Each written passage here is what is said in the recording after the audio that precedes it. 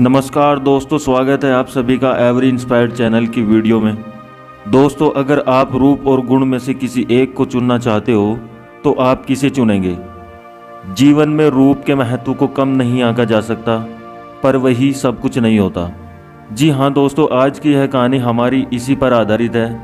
Video को ध्यान से देखें और अंत तक बने रहें। वीडियो पसंद आए तो लाइक, शेयर और चैनल को सब्सक्राइब ज़रूर करें।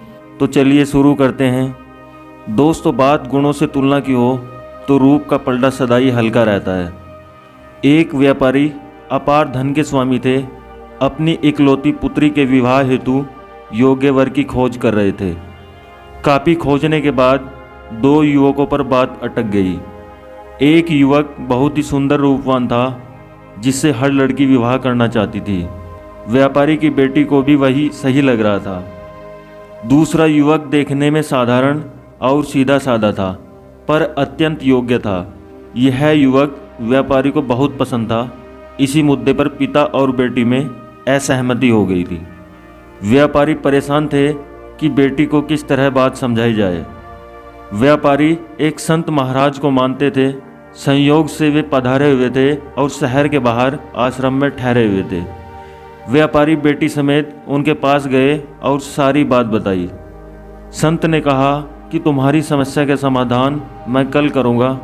कल तुम दोपहर में कन्या समेत मेरे पास आना।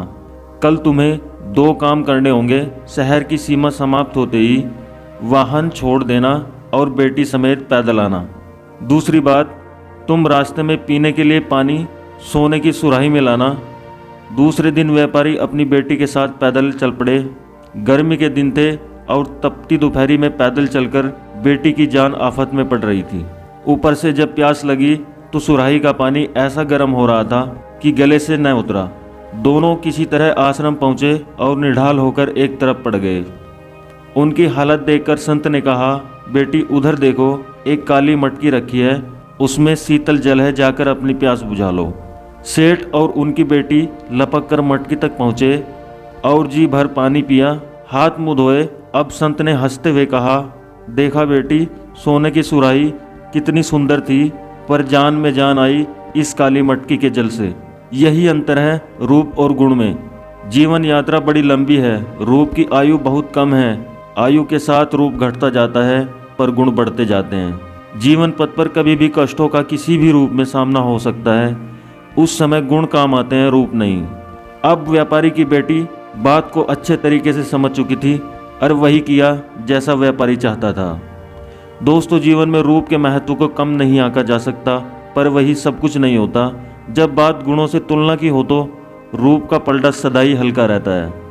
दोस्तों, यह कहानी आपको कैसी लगी हमें कमेंट करके ज़रूर बताएं और वीडियो को लाइक, शेयर और चैनल को सब्सक्राइब ज़रूर करें।